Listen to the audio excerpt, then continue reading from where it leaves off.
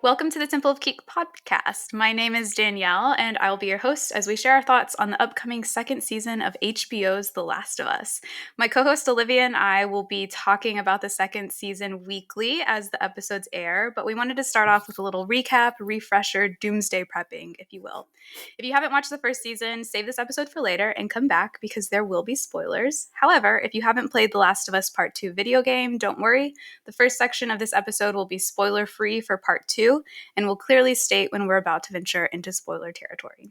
If this is your first time tuning in to the Temple of Geek Podcast, welcome. The Temple of Geek Podcast has been around since 2012 and is hosted by various geeks from the Temple of Geek team. Here we cover all manner of geek and pop culture news and events. To our returning listeners, thank you again for tuning in. We really appreciate you being here. As I said, I'm Danielle. I'm an entertainment journalist for Temple of Geek, where I write reviews for TV shows like The Last of Us, obviously, anything Star Wars, The Bear, so on and so on. I'm also on TikTok at Written in the Star Wars, where I yap about the same sort of stuff, alongside the Hunger Games lately, because duh. Olivia, you want to tell the people who you are? Yeah, hi, thanks for having me. My name is Olivia. You can find me on TikTok and Instagram at Olivia Lupe Marie. I also talk about lots of nerdy things, primarily science fiction and fantasy books, TV shows, and movies. Yay. And Olivia and I have been friends for 4 years, I think. Yeah, Yeah. yeah. 3.5 years, something like that. So very excited to get to have her with me on the podcast. Yay. So when we go into this, let's see. Spoiler-free section. Olivia has had to listen to me scream about The Last of Us for as long as she's known me. Again, about 3.5 years. Anyway, there's no one else I'd rather be doing this podcast with, so I'm very excited to get this going. Again, this first section will be safe for anyone who hasn't played The Last of Us Part 2, so no excuses to not listen to us. Olivia, you and I have quite different histories with The Last of Us as a franchise. I first played parts 1 and 2 back in 2020, shortly after part 2 released. And I was just obsessed with it immediately. I had no idea what the game was about, except for that it was post-apocalyptic, until I started playing. And I actually thought that Sarah was going to be I thought that she was Ellie, essentially. And so Oh I my had no God. idea. Everything was a surprise for me. That's insane. That's so funny. I know. But one of the best joys, I'm so glad that I played it then, because one of my best joys this past year has been watching you, Olivia, get to experience it fresh. Yeah. I think I've enjoyed it more than experiencing it fresh myself. So tell me what it's been like for you. Yeah, it's been a wild ride. So I didn't know anything about the game, the story, nothing up when I was watching season 1. So, talking with Danielle weekly, recaps, kind of getting her perspective without getting into spoiler territory was a lot of fun. So I watched season 1 and I had not been a gamer up until that point. I'm still wouldn't classify myself as a gamer, but I bought a PS5, finally bit the bullet. And I played part 1 in January of this year. Yeah, January. And it was an insane experience. Even knowing what happened in the show, it still didn't prepare me for the journey of part 1. And so then I took a little bit of a break from the games because I wanted to digest what happened in part 1. And then March, so literally just a couple weeks ago, I played part 2, didn't know anything going into that game. And I was absolutely not prepared for the massive story that part 2 is. And I can't, it's hard to compare the two. They're both so separate in my mind. So I don't have a favorite, but the experience of part 2 was the most intense thing I think I've ever experienced in my life, which is very dramatic to say, but I am again, I'm not a gamer. I'm not super into post-apocalyptic zombie-esque things, but those stories are just they're incredible. They're incredible stories. It's really beautiful. Same with you. It was part 2 was an experience. It's not just a game you play to enjoy. It's No. it takes you on a journey, and we talked a lot, and we'll talk more about this in the spoiler section. But I know when you were playing, we talked a lot about how important that gameplay aspect of it is to how effective the story is. But since we're not talking about part 2 yet, if we talk about season 1 and part 1, favorite characters from then, I guess I'll start off. I kind of cheated and put Ellie. Did you put Ellie too?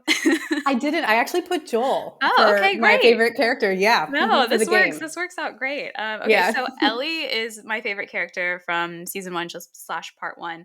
I just want so badly to protect her. I Yeah. feel so incredibly protective of her.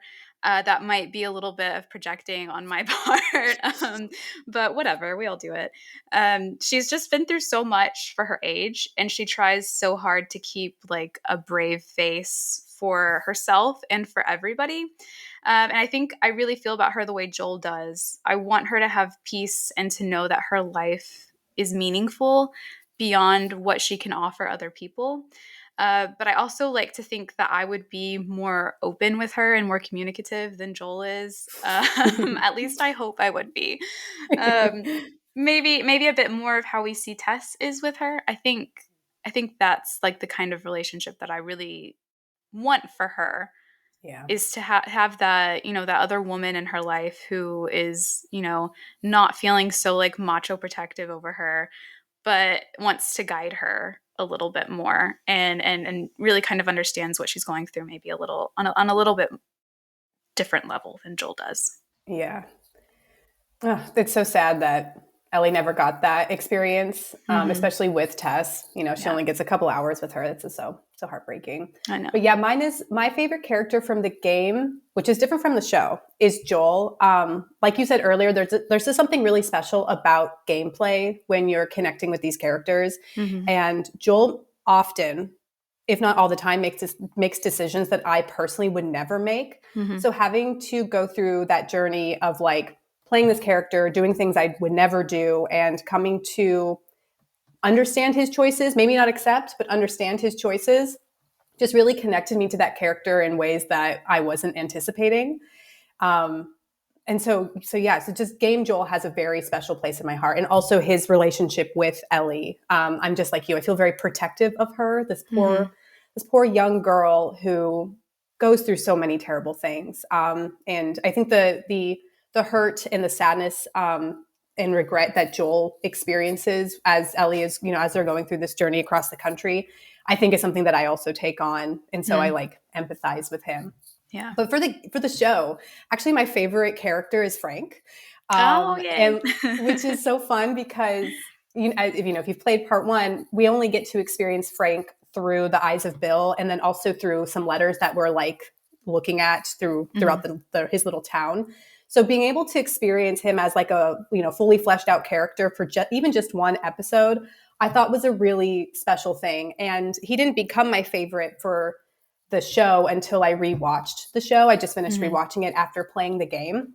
So I thought that was really special. I was like, oh, here's this character we just hear things about and we read about, but now we Hmm. get to learn about him. And I thought he was just a really special character. Yeah, yeah, I agree.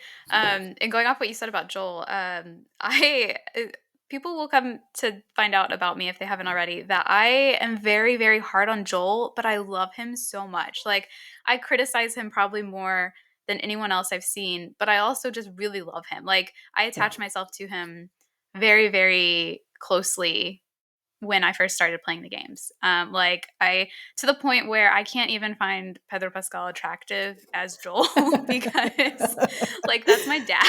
Like sorry. I can't think about him that way.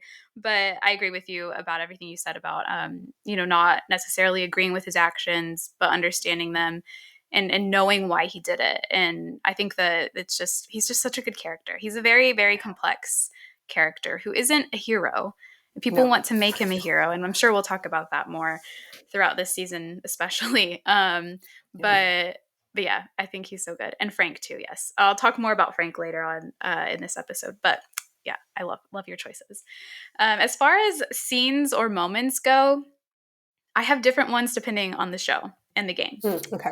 For the show, it's the sequence immediately after they leave Jackson when Joel and Ellie are riding. Well, you don't get the horse's name in the show. You get it in the Yeah. game, but his name is Callus. They're riding Callus, and this is the first time that they really truly bond with each other. Like they talk Mm. about things. Joel tells her about his life before the outbreak, And she thinks that contractors probably were like the cool. She's like, oh, I bet everybody loved contractors. And he's like, yeah, they did. We were pretty cool. And it's just such like a seeing Joel return to dad mode, like the dad that we saw at the beginning of the season, we hadn't seen since then. And I think it's a beautiful moment for them. They're the happiest I think that we ever see Joel and Ellie together. Yeah. Like ever.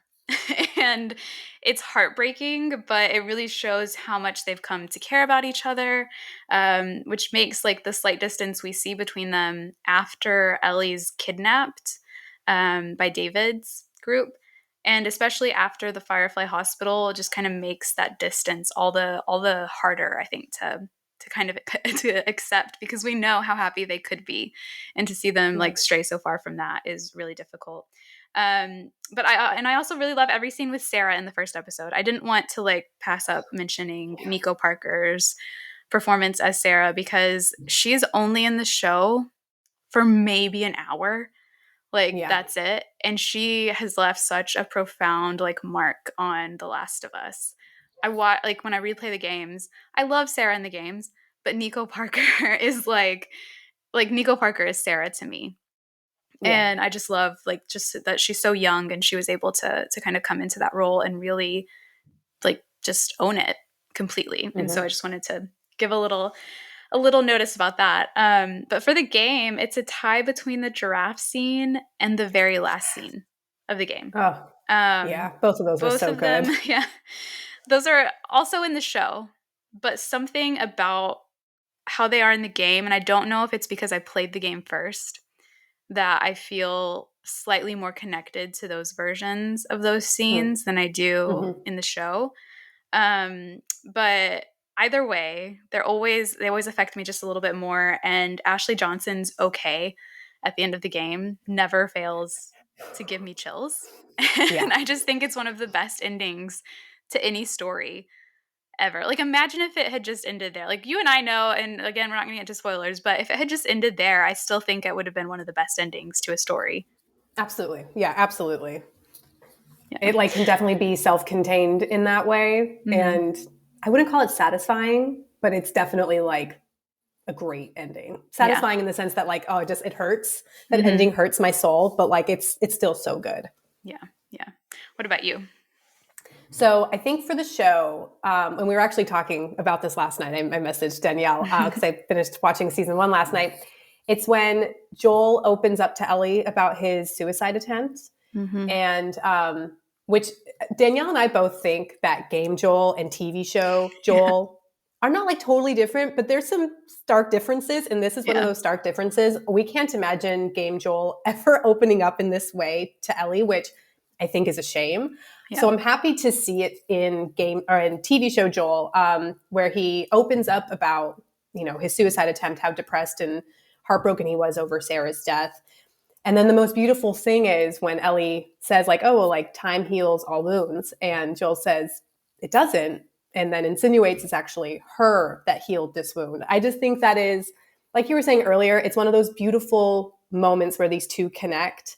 And with the events that happen in game 2, without getting into spoilers, we know that these two can have such a special relationship and could probably have gone further as like a father-daughter type of relationship. And so it's just one of those moments where it's like, oh, that they could have been so much more, and they could have offered each other so much more. And it's such a heartbreaking thing. So I'm happy that show Joel differs in that way just a little bit, because that was always something I wanted for him and Ellie in the game.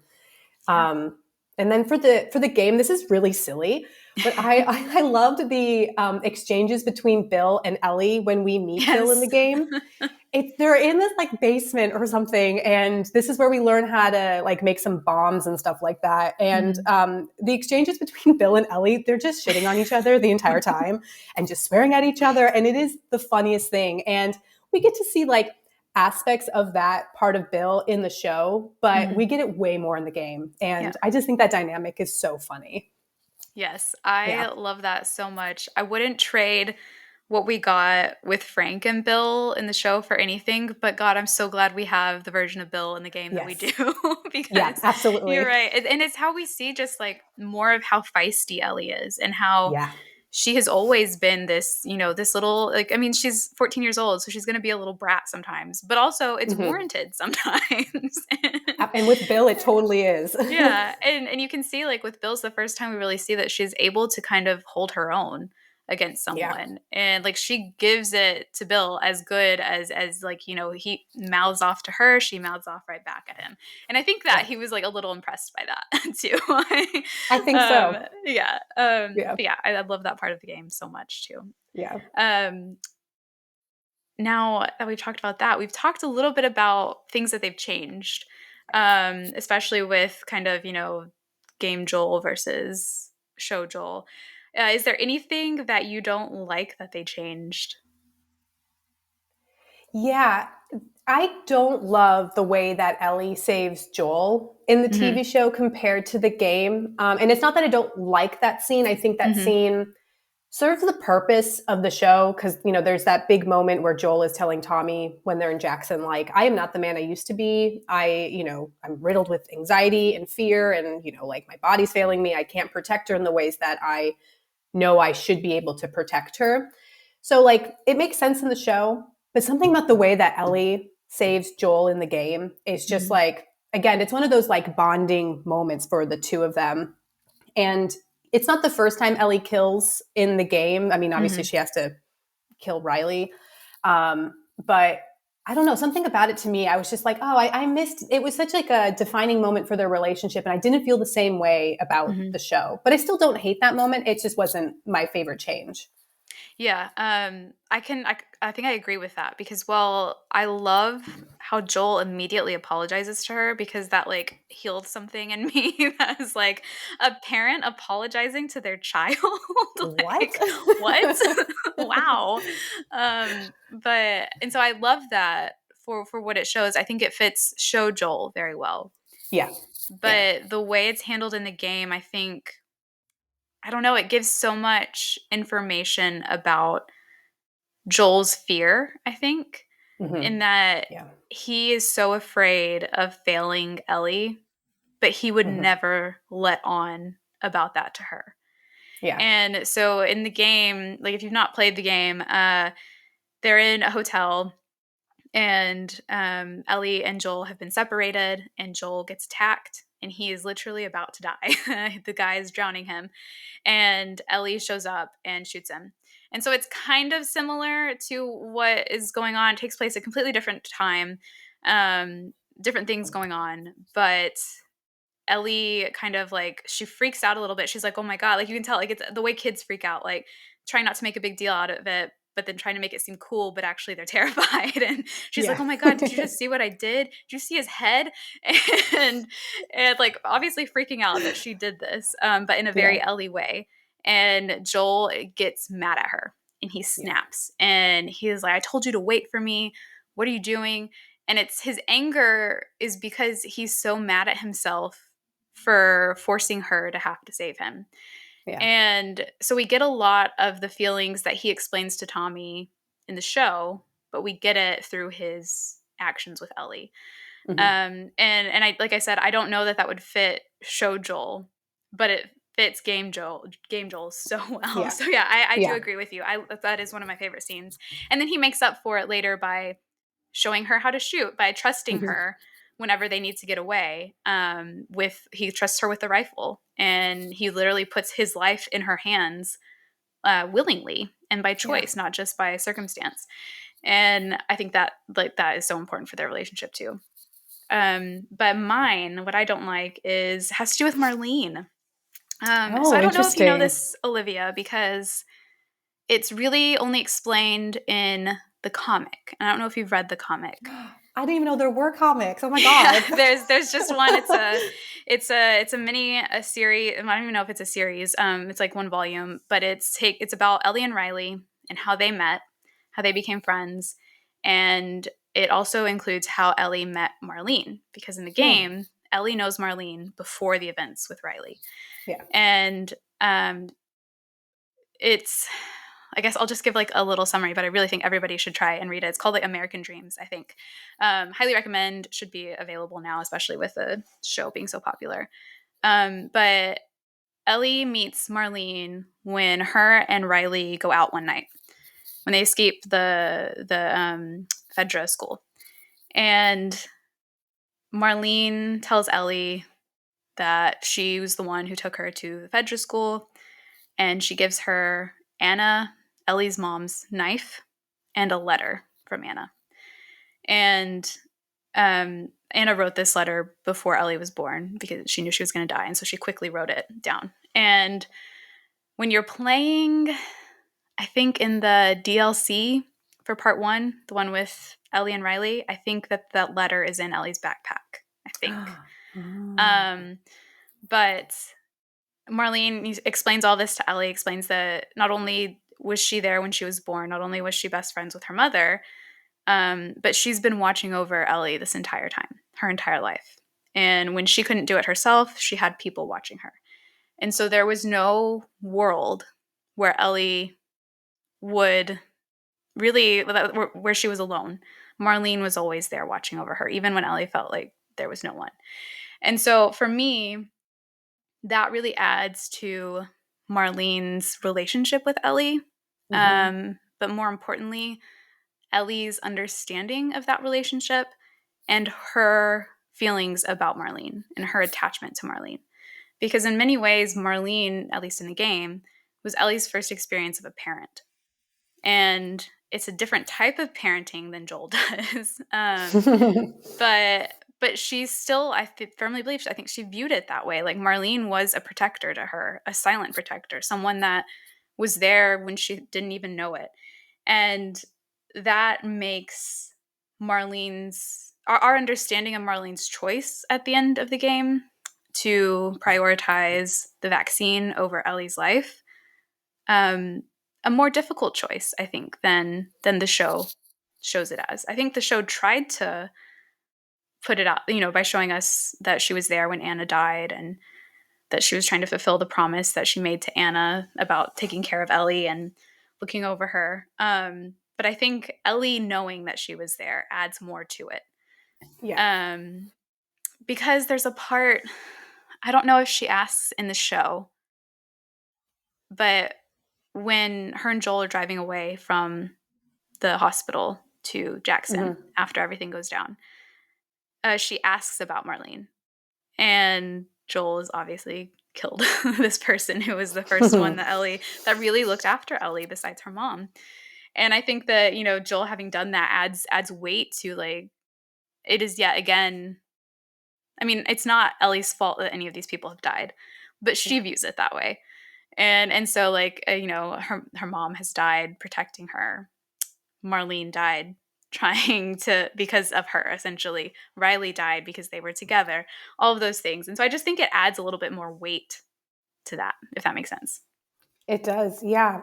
I wish now I can't wait to read that comic and like go back and experience it, because actually what's funny is my favorite thing about the addition for the show, like the change, which I guess maybe isn't so much a change anymore now that I know about the comic, but it's Marlene's relationship with Ellie's mom. Yeah. And also seeing Ellie be born. Because I think, that was one thing I noticed in the game that I was like, oh, I wish they made this more obvious or something in the show, that Ellie knew about Marlene, because I think it helps at the end when Marlene tells Joel, like, I've been watching her her entire life. I knew her mom. Because I was like, oh, that changed, like that addition, it makes Joel's decision even more heartbreaking and complicated. But I completely agree with you. That would have been, now that I know that, I'm like, oh, wow. Like, I wish they added that to the game. And now I'm going to, what's the comic called before I forget? I think it's called American Dreams. American Dreams. Amazing. Yeah. But yes, so the name of the comic, again, is American Dreams. And if you haven't read it, I highly recommend, especially if you are a game player, because it really ties into the DLC. And I personally, I love it. I love it so much. But then I also want to say, just really quickly, what do you love that they changed? You mentioned Anna and Marlene. Was that your one for this? Yeah, well, that was probably my main one, was the addition of getting to see Ellie be born and like know Mm-hmm. the relationship between Ellie's mom and Marlene. Because I think it makes the decision, Joel's decision, even more heartbreaking and complicated, and also makes Marlene's decision to send Ellie off to, hopefully find a cure also more complicated. But then the small thing that they added, which isn't exactly, it's not necessarily said for sure, but it's implicated that, or insinuated that the flower was what caused the outbreak. Mm-hmm. I thought that was really fun, and doing it through, the addition of the scene. I think it's the beginning of episode 2, with I don't know what kind of doctor she is, but she's studying the fungus. And then also just throughout the moments in the first part of the first episode where they don't eat the birthday cake, they're not eating Mm-hmm. pancakes, they don't have the biscuits from the neighbor, just like small things like that. Because I don't think we really get an explanation of what exactly caused the infection or the outbreak in the game. So it was fun for them to just kind of like allude to, oh, well, it was probably the flour, though they don't like confirm it for sure. But I thought that was a fun addition. Mm-hmm. Yeah, I really loved those. I thought it was really smart to get people talking about it like Mm-hmm. online and everything, because when you have people like piecing together, like I didn't even really notice the fact that like, oh, they didn't eat the pancakes, or Tommy had different leftovers than what Yep. he was gonna have or something, until someone pointed it out online, and I was like, oh my god, yeah, that's right. And so you rewatch it, and it adds to the rewatchability, I think, Yeah. looking Mm-hmm. for those little details about it. Mine is, we've talked about this already, but I've got to go into a little more detail about it. Frank and Bill's storyline. Yeah. Yeah. God, I think that episode is still one of the best episodes of television. When I Yeah. rewatched it, I just genuinely like, I cried just as much as I cried when I watched it the first 2 times. and or three, actually. First 3 times I watched it, I cried that much. And again, um it's just such a beautiful way to adapt something. Like, it's a complete change from the game. And normally those types of things upset people. But I don't really think there was anyone who was a fan of the games and not like homophobic Yeah. who was bothered by this change, because why in 2025 would we want to show the version that is in the game when you could Yeah. have something so much better, Yeah. and just like so much more, I don't know, hopeful in this show that is supposed to be about hope and love and the different versions of love. And we see so much in The Last of Us, the ugly parts of love, that it's nice to Hmm. have a reminder of what the good parts of it look like, and Yeah. that there are people who can have a happy ending in this post-apocalyptic world. And the fact that it's a gay couple who gets that happy ending is just so beautiful. They get to live their lives the way they wanted to, maybe not the exact way they imagined it before the Hmm. outbreak, but they've had their own little like paradise in this horrible, horrible world. And I just think that that's so beautiful. But I also really like the changes they made to Henry and Sam's story, Yeah. particularly including Kathleen, which we don't get Kathleen in the Yes. games. And you and I have talked about this too separately, Olivia, just about how good Kathleen's character is to set up what is coming in part 2/season 2. And again, we're not going to spoil any of that, but I think it was such a smart move on their part to include this storyline and remind people that, hey, cycles of violence exist for a reason, and this is what happens with them. And even I think it was you mentioned this to me when we were talking about it, about how Henry directly tells Joel, like, I did a bad guy thing that makes me Yeah. a bad guy. And Joel is kind of hesitant to agree with him, because I think Joel is like, well, I agree with what you did. Like, Yeah. I would have done it too. And, but, put Kathleen in Henry's position, and Joel would be saying, I agree with what you did. I would do it too. Yeah. And Yeah. so, yeah, so I just really love both of those changes. I think that they were very well done. I think that season 1 was full of changes that they made that really serviced the story. And even though I have some that I wasn't the biggest fan of, overwhelmingly they made, in my opinion, the right choices.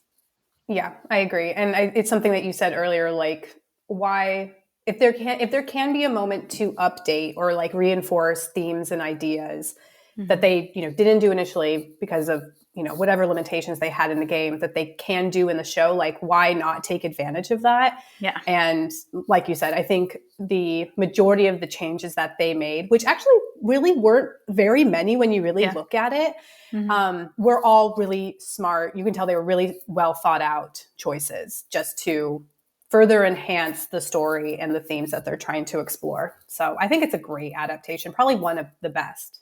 Yeah, I agree. Yeah. Definitely. I was a little bit worried when I did my season one rewatch this past month that the kind of like recency bias would have worn off. Like, 'cause Yeah. I mean, I'll be the first to admit I have heavy recency bias for things. They come out and I'm like, it's the greatest thing in the world. And then I watch it a year later and I'm like, well, it was good, but I might have been a little over exaggerating. But no, I rewatched it and I was like, this is It still holds up. still 2 years later stands Yeah. up to what I first thought of it. Um, Now, going off of that, talking about me rewatching the season and you as well, we both recently rewatched season one. As I said, I think you just finished yesterday, Yes. and I think I finished last week. Based solely on that, remember, no spoilers for part two. What are you looking forward to in season two? Definitely more appearances by the voice actors from the game. I know it's a silly thing, but that was something I had no idea watching the first time because I didn't know who these people Yeah. were. Then going back and watching it and seeing Ashley Johnson, Troy Baker, and Jeffrey Pierce, I was like, oh my God, Tommy. I know these people and I'm so attached and connected to these characters now that it was so much fun. And Mhm. yeah, maybe it's a little fan servicey, but I don't care. I loved it. I think the addition of all those characters made a lot of sense for the show. So it was so fun to see those voice actors inhabit this world that, they created and we're Mhm. attached to them as game players. So I hope we get to see more of those folks in season two. I think that could be a Mhm. lot of fun. Yeah, and the best part about it is that they love the game as much as game players do. Like Yeah. Jeffrey Pierce, I think may be like the number one fan of The Last of Us. Actually, if you hear him Amazing. talk about it, like he loves it so much, and they were all just like so grateful. I think Troy Baker said that he thought he was going to be like just a nameless character who was like in the background, and then they gave That's so him funny. a very important role. I mean, I think there's something so symbolic in show Ellie killing Game Joel It was so funny. I was like, in the whoa, this episode. is a weird crossover. Meta thing, yeah. Yeah. Yeah. Um, so mine is it goes off of what we were saying earlier about how we view show Joel and game Joel as slightly different characters. There are things that show Joel does in season one that I simply refuse to believe game Joel would do. We've mentioned some of those already. Even when he was at his most vulnerable in the game, I still just can't imagine him doing it, like opening up to Ellie the way that show Joel does, and that's fine.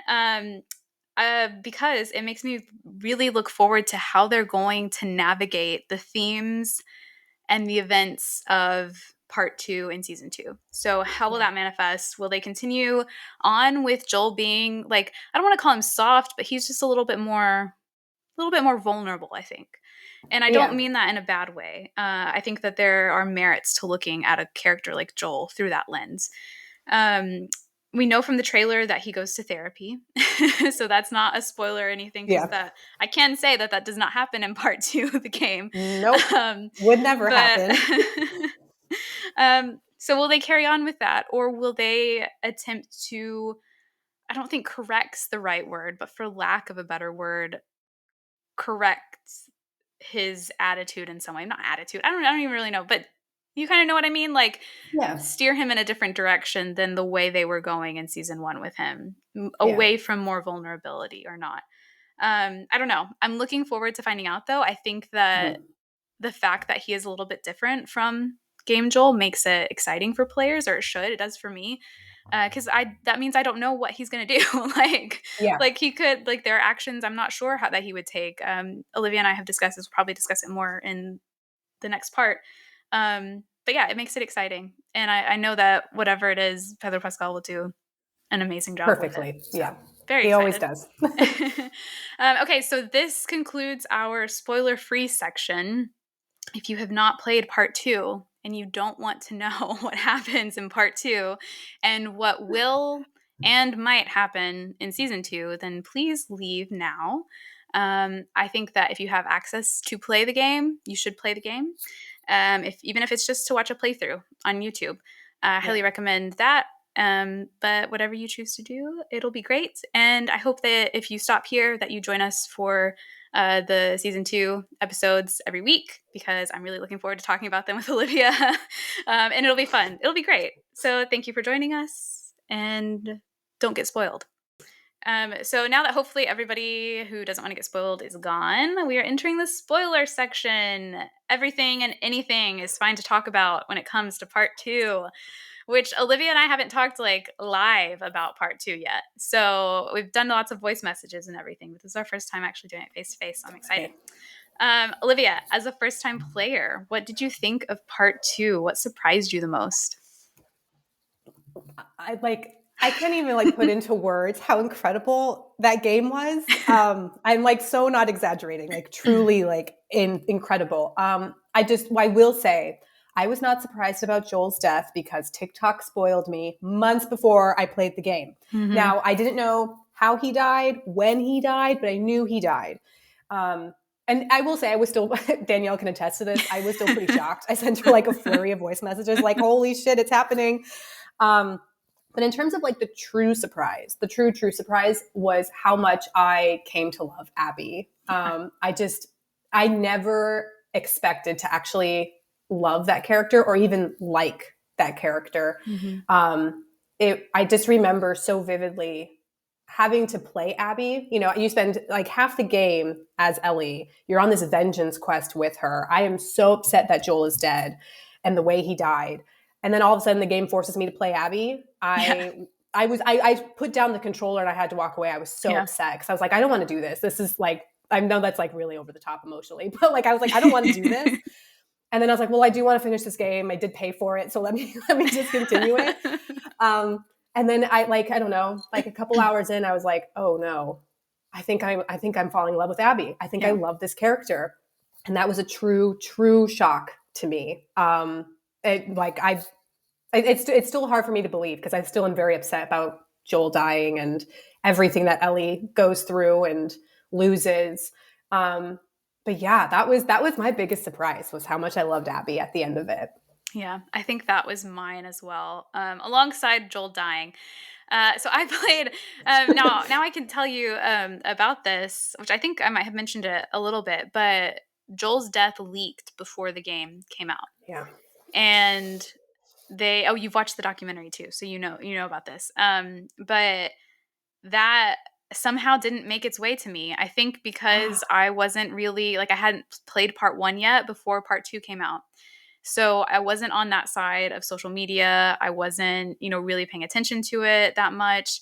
And I had no idea. Literally, I thought, this is so funny. So the only thing I thought that had been spoiled for me was something that turned out not to even happen. I saw a picture of the scene when they're in the museum in the flashback, and Ellie is listening to the recording of the space launch, or the spaceship launch, and she, it kind of turns into space, the background, because she feels like she's there, and it's this gift that Joel has given to her. And I saw a picture of that, and I was like, she's gonna end up in space.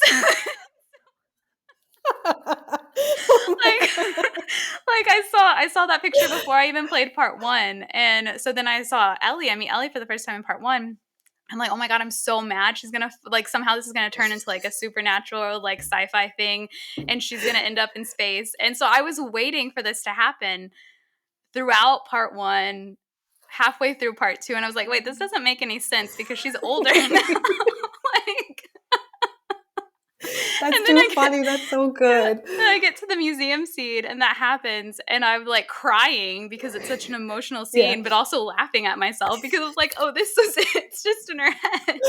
Oh my god, that's so good. Spoil for me, and I didn't even know what it was about. I thought it was something completely different. I took it way too literally. That's so funny. But apart from that, Abby was also a big surprise for me because, you, when I got I was so mad. I like just could not stand it. And whenever it switched to her perspective, I also put my controller down. I went into the kitchen as my boyfriend was there, and he was playing at the same time as me, but I was ahead of him. And so anytime one of us play, like anytime I played, he would like get out of the living room and go somewhere else. But I went in and I was like, I'm not going to tell you what happened, but I'm not very happy with it. I think that I may hate this game, and I don't know what they were thinking. And he was like, "Really?" Because by that point, like I am just so attached to Joel. I love Yeah. this game. I love this like franchise. And for me to come in and say like, "I'm done. I might be done. This might be the end of it. I might not even continue playing. I'm so upset." He was like, "Whoa, what the Like, hell happened?" what happened? Yeah. But I was like, okay, same as you. I was like, I'm going to play. I'm going to keep going. I wasn't even thinking like trust the process. Cause I think I told you when you messaged me about it, I was like, just trust the process, trust the process. You'll see at the end, you'll get it. Um, but I wasn't even thinking that. I was just like, I'm going to angrily play her. I hate her. And then slowly I'm like, oh, that's her She's kind of great. Yep. Oh no. dad. Yeah. And so, but yeah, like I think the scene where I grew to like her, I grew to really understand her, but the scene where I was like, it's over for me, I love her, I don't forgive her for killing Joel, but I understand why she did it, and she is so important to me, she's so special to me, is whenever right after Yara is murdered and her Mm. and Abby and Lev are in a little, like they're trying to run away from the WLF, and Lev says, "Those were your people," and Abby says, "You're my fucking people." That, Oh, that part like the kills me. emotion in her voice, like I was just like, oh my god, like I love this girl. I will defend her to the ends of the earth, and I've had to many a time because people hate her. Yeah. Yeah. But yeah, so that was also my surprise. And I just was waiting for you the whole time to get to that. I was like, oh, is she gonna love Abby, or is she gonna just be like okay about her? But I'm so glad that you also love her. I can't even remember when I started to love Abby, but I do remember the first time I was like, oh, like how is the WLF any different from any other group of people trying to survive? And it was when we're first playing as Abby and we're walking through the stadium with Manny. There's like this big shot where we're looking over the field and in the stadium, and we're just seeing like this civilization, this mini civilization.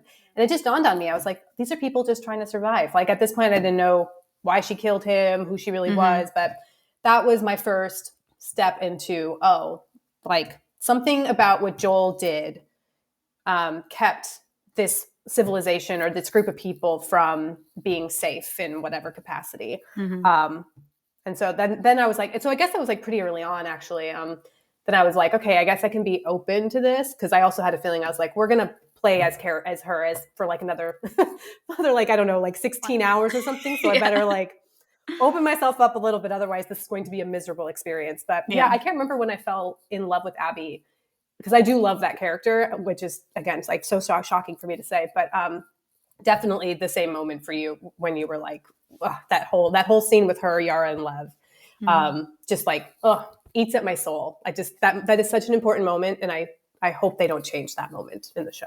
Yeah, I agree. Yeah. I think I said this to you. Some part of me feels a little more like, I don't know, protective of, or just like more like I have more feelings, like happy, warm feelings about Abby and Lev than I do Yeah. Joel and Ellie. And I think Yeah. it's not because I don't love Joel and Ellie, but Abby and Lev get the relationship that is open and honest and 100% vulnerable that Joel and Ellie Mm-hmm. never quite could get to.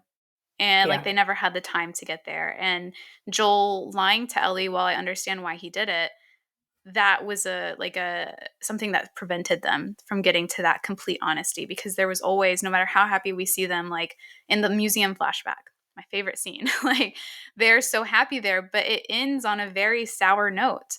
It Yeah. ends on Ellie being reminded of the fireflies and of what happened, and it's just that it's telling the audience that as happy as they can be, they will never not have this hanging over them.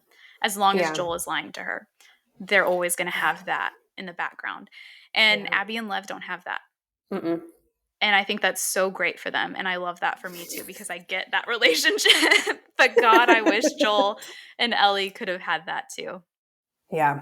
I think it's such a shame. And also, one thing that makes me sad about Lev and Abby's relationship, not necessarily about the two of them, Mm-hmm. but their relationship mirrors Joel and Ellie's relationship so much that it makes me sad to know that Abby could come to love this person who was like an enemy of hers for so long, came to understand and know and love this person that, like, if she had just had an opportunity to like talk with Joel or something with Joel, like, could she have come to understand him and his choice to save Ellie and therefore kill her dad?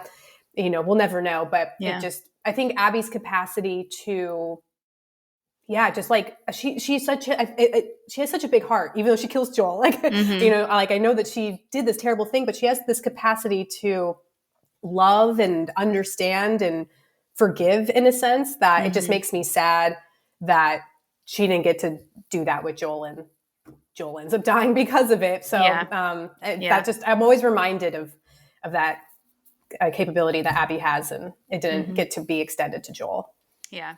I think that this is going off a little off track now, but I do want to say this, that one thing that makes me so intrigued by Abby and Ellie's storylines is that they're parallel, but Abby is always slightly ahead of Ellie in the journey, like the revenge journey.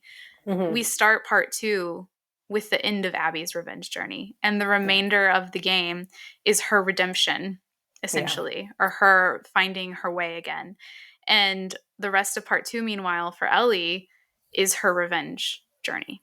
And it ends on her starting this, or maybe potentially, hopefully starting this, you know, new life for herself after having accepted what happened to Joel and what she's done as well along the way. And so I think that's probably why it makes people, like, some people who don't like Abby and view that there are people who've said that the game part 2 made Ellie a villain.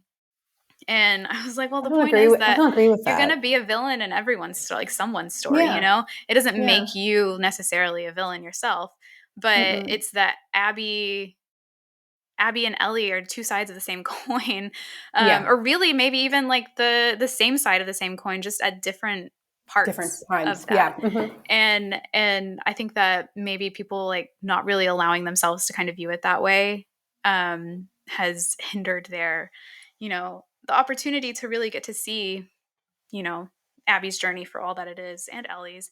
And it kind of brings me hope, because I think us seeing Abby get to redeem herself a little bit and get to find hope and love again, hopefully means that Ellie will also be able to find that, if their journeys I are hope similar. so. Yeah. So I hope I'm like, that poor girl. if Abby could find it, then after everything that she did too, then I think Ellie can find it too. But now, getting back on track. So is there a character from part 2 you're most excited to see in season 2?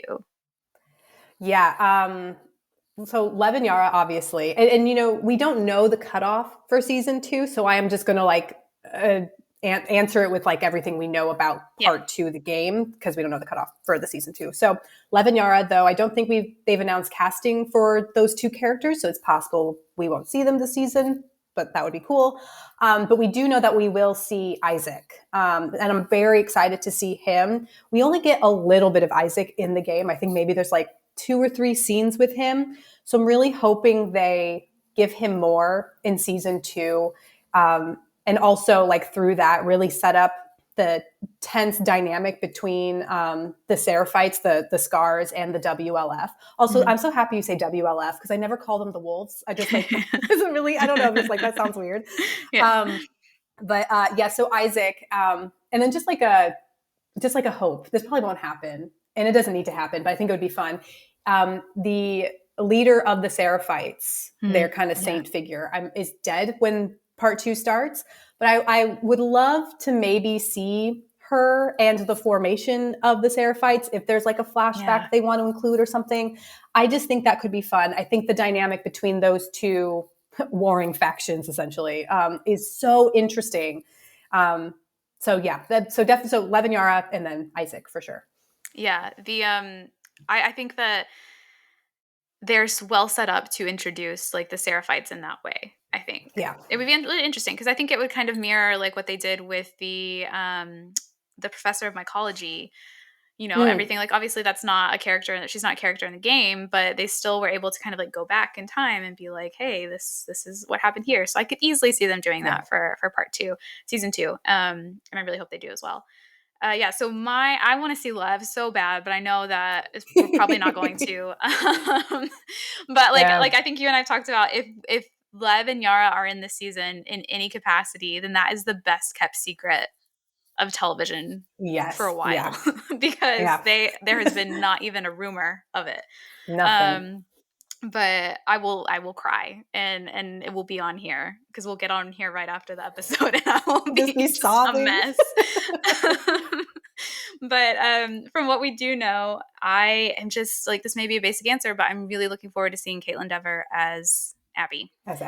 I have, Olivia and I have talked about some of my issues with how they've discussed why they didn't have like a bulkier actress to play Abby.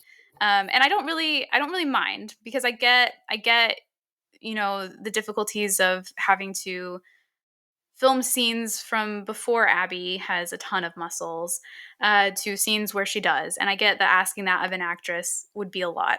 But I also am just like, Abby's bulk in the game means something. Like it's not just player mechanics. It's not just to make her different from Ellie. She gets so bulky because it's a defense mechanism. It's a way for her to try and make it impossible for her to lose anyone else that she cares about. It's something for her to focus on whenever all she wants to focus on is her dad. And so that it means a lot, but I also understand why they couldn't, why they don't have that for the show. And I think that I would only excuse that for Caitlin Dever because she's such a great actress. I don't know if you've seen her in other things, Olivia. But I think, what is it? There's a one season show on Netflix that she's in that's about a woman who is sexually assaulted and no one believes her. And it's based on a real situation, like Untouchable or something. I can't remember. Unbelievable. Like that. Let me see. Sorry, we are going to look it up. Yeah. I've seen her in, it's Unbelievable, but I've seen her in Booksmart, which is obviously very different from Abby. She's a very versatile actor. Yes. So the show I was talking about is Unbelievable. Thank you, Olivia. And if you haven't seen it, I highly recommend, if you were able to. There are lots of trigger warnings, obviously, so you should look those up. But that's one of her best performances, in my opinion, and it really shows how emotional she is with just like without even a ton of words. And I think she's just a great actress. And as you were saying before, Olivia, Abby is so caring, and she has a huge heart, and she's soft. Like that's the thing, is that she has all this bulk to protect herself, because she really is inside very, very soft and very warm and loving. And that's why like what she did to Joel stays with her. Like, and she hates when Mel in the game, Mel brings it up about how vicious it was. And she was like, oh, you can't stand that. You can't believe that someone would do that. Because Abby can't believe that she did that either. And but anyway, and so I think Caitlin Dever will portray that very well. And so I am looking forward to what she brings to the character. And without the book, I'm a little wary about how they're going to get around that, but I trust Caitlin Dever, so I'll wait and see. I won't put any judgment on it yet. Regardless, I think that she'll be great. For scenes, I don't know if you had a scene that you were looking forward to, but mine is and isn't the museum part. The museum flashback is my favorite. One of my favorite scenes in the entirety of part 2, and it makes me cry every time. And it's because of that I'm a little just tense, like wary about it, because I don't think nothing could ever ruin the game for me because I have the game. I'll always have the game. I can go play it anytime I want to. I can relive those moments. But I'm also worried that I won't be as open to it because of how attached I am to it. But then again, like I do try to be. So I think I will be. It's just like, I don't know. I think when I watch it, I might be constantly comparing it to the game. And I don't want to do that. But I don't know how It's much. hard. It's hard not to though. Yeah. Because I don't that know how game much is choice I have so, in that matter. it's so perfect. It's like, how can you like, yeah, Yeah. no, I know. Yeah. For mine, season 2 won't get to this point, but that's okay. This is still mine. I can't wait to see the first fight between Ellie and Abby in Yeah. the scene shop in the back of the theater. Yeah. It's not really even a scene. Like, you're playing as Abby hunting Ellie, and that was one of the most, other than the Rat King, Yeah. one of the scariest moments in the game. The intensity of hunting down Ellie, and also Ellie as like a foe. She's Yeah. terrifying. The way that girl moves, she is quick and scrappy, and it's scary. And then having to hunt Ellie is so scary. That scene or that gameplay, that moment is just so filled with tension. And I am so excited to see how they actually put that in that aspect of gameplay into an actual scene with the actors. Though we probably won't get to it in season 2. It'll probably be, if there is a season 3 and 4 later on.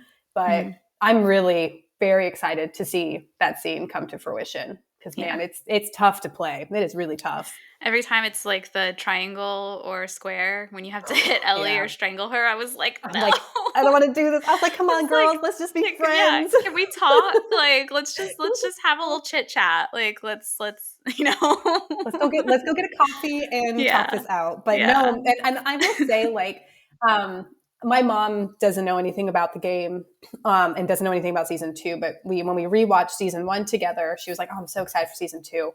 And I was like, "This is not a spoiler." But one thing I do really enjoy about this, about the game, is the female relationships and playing the female experience, or female presenting experience, and how these women don't talk things out. These women are violent, and these women have a lot of rage, and they act on that rage. And I think it is such a powerful tool, and it is a really interesting thing to explore. And I think that, like, the culmination of the rage that both of these women experience really comes to a head during that scene when they're when they're really fighting for the first time in the theater.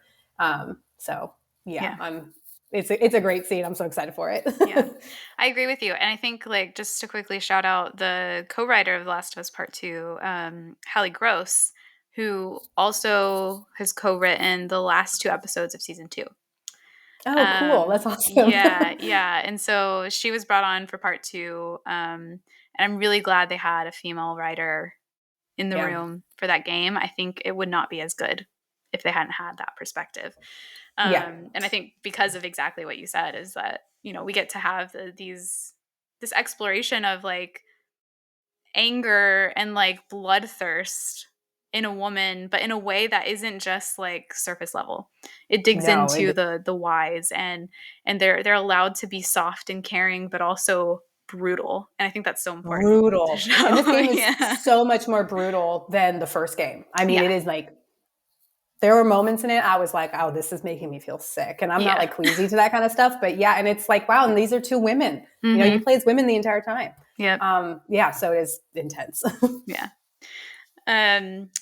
Is there a character moment you really don't want them to change in the show from part 2? So you talked a little bit. I have a moment and then I have a character. So character really quick, because you already pretty much said everything. It's Abby. I do worry a little bit about the physicality. Again, like, it's a lot to ask of an actor to change their body that much. And it's unhealthy. So for that reason, I understand. But like you were saying, like, her physicality informs so much of her choices, that rage, that drive for vengeance. And it's not necessary to be physically large to, inhabit those emotions and to show that on screen. But I do think it's really important for her as a character. So I am a little nervous about that. But in terms of like a moment, I really hope they change nothing about Joel's death. I think the way that it's shot, the way that it's acted, the dialogue, even the cutout of the dialogue and the voices when she's about to hit him with the club, and it's just that crescendo of music. Like, it is so perfectly executed. Mm-hmm. I hope they don't change anything. I hope that it's just a lot like the first scene in season 1, the first episode with Sarah and them driving in the car. Mm-hmm. It's almost like shot for shot the game. Mm-hmm. I hope they do the same thing for Joel's death. Yeah, that was mine as well. Yeah. I think a lot of what I'm attached to actually comes from Abby's part of the game. I think because I feel so much about Lev that I have a lot of like, wariness with that. But because I don't think we're going to get to any of that really in season 2, it was I think I how I have it in my notes is specifically I don't want them to change how Ellie finds Joel. Yeah. And I bring this up specifically because there are some photos that HBO released. So these aren't any like leaked photos or anything. HBO released them for, I think it was like either on Empire Magazine or Entertainment Weekly or something, of Dina and Joel clearly out on patrol and Tommy and Ellie out on patrol. And so some people have been wondering if they're going to be on patrol together when in the game it's Dina and Ellie and Tommy and Joel. That would change things astronomically. It really would. It really would. And I don't know how I feel about that. Like I said, I'm trying to instill in myself the same thing I told you when you were playing part 2, trust the process. Because I understand that, like we said, that game mechanics are so important to part 2, and player interaction is so important to part 2. There's actually when Ellie and Dina are in the theater in Seattle, Ellie finds this playbill for the play Cassandra. And for those of you who don't know, I don't know if you know, because Olivia is a theater kid.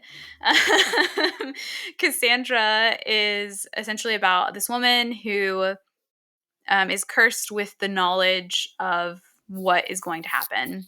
And she tries to tell people, she tries to warn people, and no one listens to her. And so she is forced to essentially watch everything that knows is going to happen come to fruition. And nothing she does can change it. And that was put in the game because we are Cassandra. We know. I never put that 2 and 2 together. That's so smart. And we know what's going to happen. We know exactly where this vengeance of Ellie's is going to lead her. Yeah. When we play as Abby, we know exactly what's coming, but we can't stop it.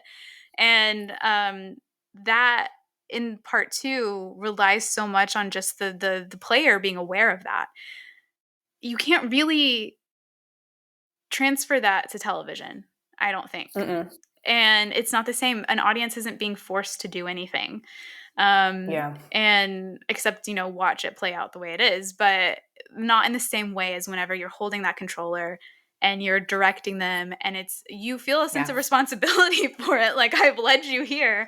And you have no other option. And so like, I really get that, but I also just, I don't know. I'm so like, it's just such a good narrative the way that it is, that I don't envy them the task of having to do that. So while I can understand that they need to change some things, and while I will trust them until proven otherwise, I still really don't want Ellie finding Joel to change. Like, I want it to be that way. It's so important to her PTSD, to her trauma after the fact that she can hear him, that she can see him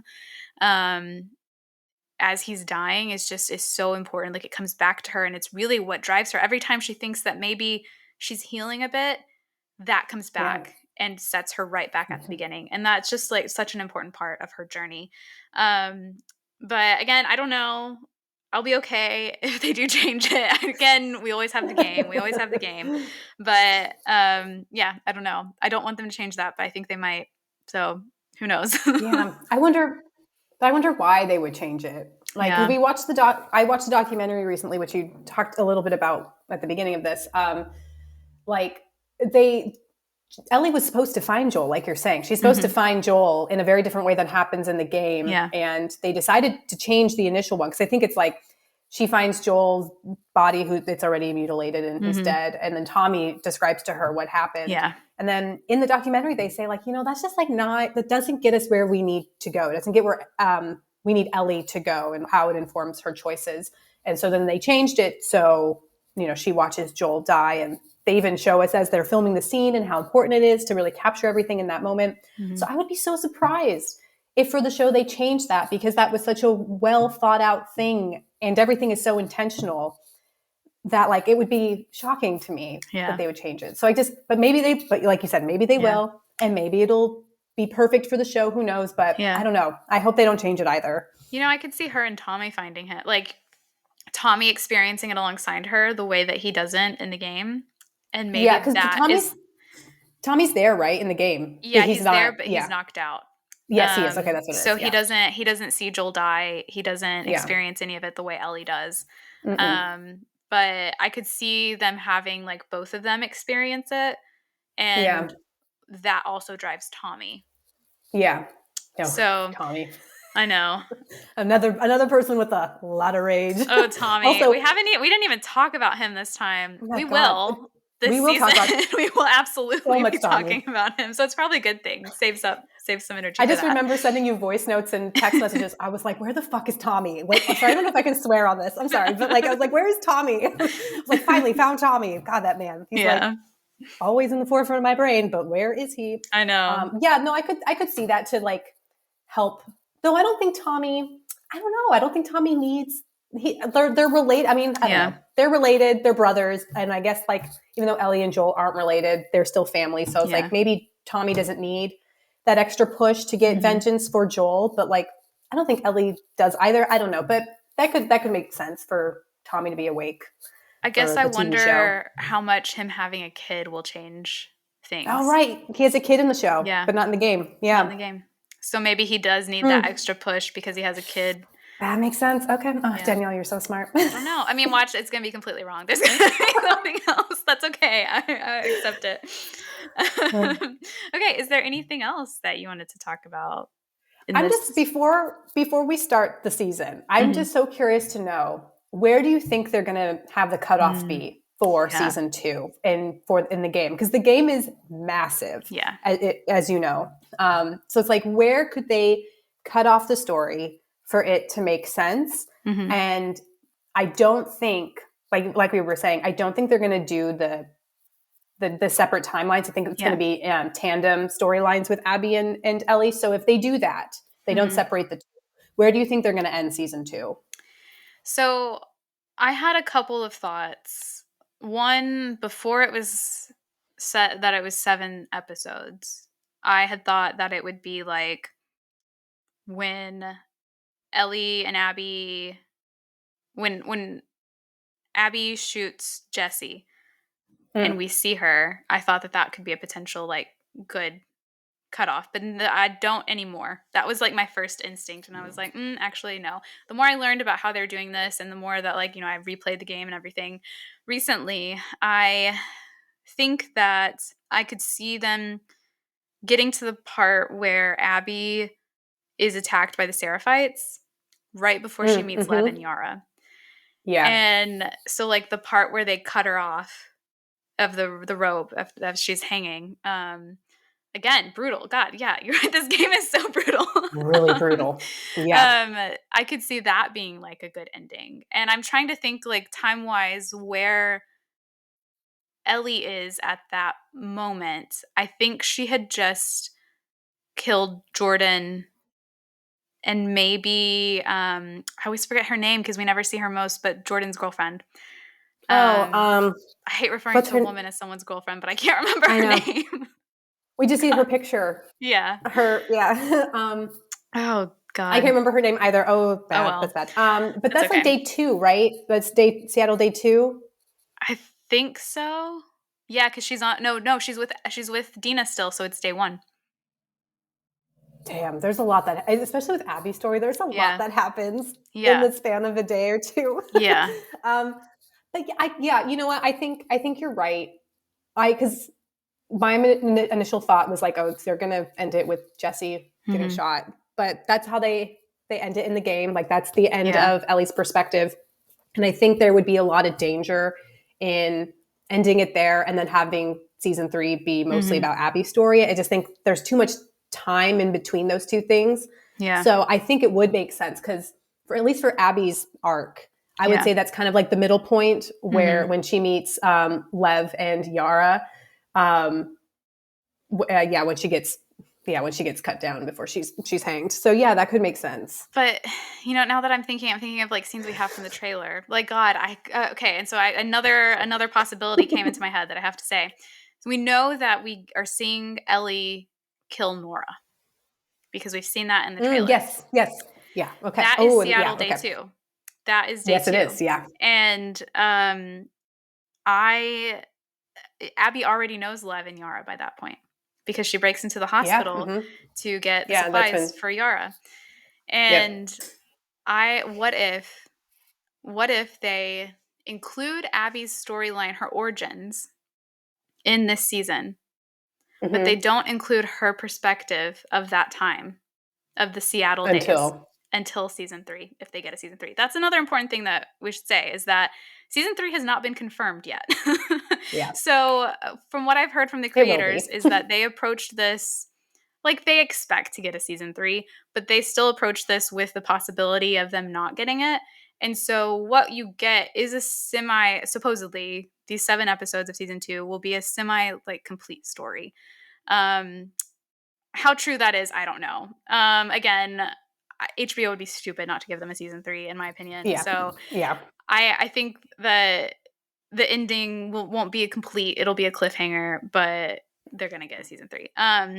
So I could see, like, we know that they're gonna show Abby's origins because we saw in the trailer her young at the hospital, and before Joel kills her dad, and during.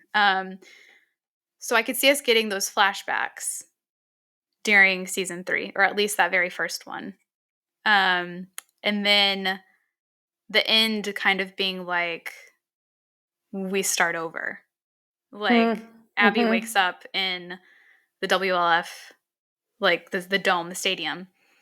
And then that's like, I don't know. Again, like, I would have to have, I was telling someone this the other day. If this were my job, like, thank God it's not, because nothing would get done. I would be so indecisive.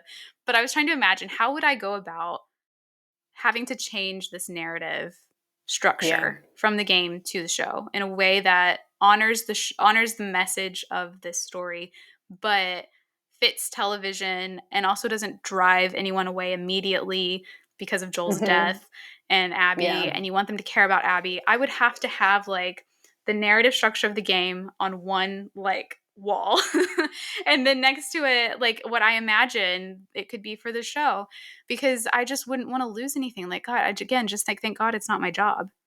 It's difficult. It's and what makes the game work so well is the immediacy of it. You play as Abby right away, and that's like a luxury we don't get with television. There's going to be a gap between the seasons, but I don't know, maybe they won't change things. Maybe they really will focus season 2 on mostly Ellie's story with a little bit of backstory of Abby, and then season 3 will be Abby, which is as close to the game as you can get, but there's still issues with that. I don't know. I having to figure that out is a challenge. This is why TV shows should be 24 episodes again, 1 hour episodes. This is why they should go back to that format, because it would be perfect for this. Then there wouldn't be any any concerns. It'd be like, we're just going to do it like the game. But because it's a gamble either way. Like, it is a gamble either way. And so it just, I guess, depends on which one you're willing to bet on the most. I don't know. For me, I have no idea. Like I'm excited to find out, though. It'll be fun. I think that's what game players have been talking about the most, is how are they going to adapt this? because we all know how Yeah. much it relies on our own participation in the game. So, Yeah. but okay, can't wait to find out. I'm glad that we get to find out Yes. together. Yay. Then that kind of concludes our talk about like doomsday prepping for season 2. I'm so excited. I can't wait. But before we sign off, just a reminder where you can find us on social media. I'm Written in the Star Wars on TikTok, Danny S394 on Twitter, and Written in the SW on Blue Sky and Instagram. Olivia? You can find me at Olivia Lupe Marie on TikTok and on Instagram. Great. And just finally, we want to thank everyone who turned in today, especially our guests, for listening to us yap about for the past hour and 16 minutes, I think, on here. But don't forget that we'll be back next week to discuss the season premiere of The Last of Us Season 2.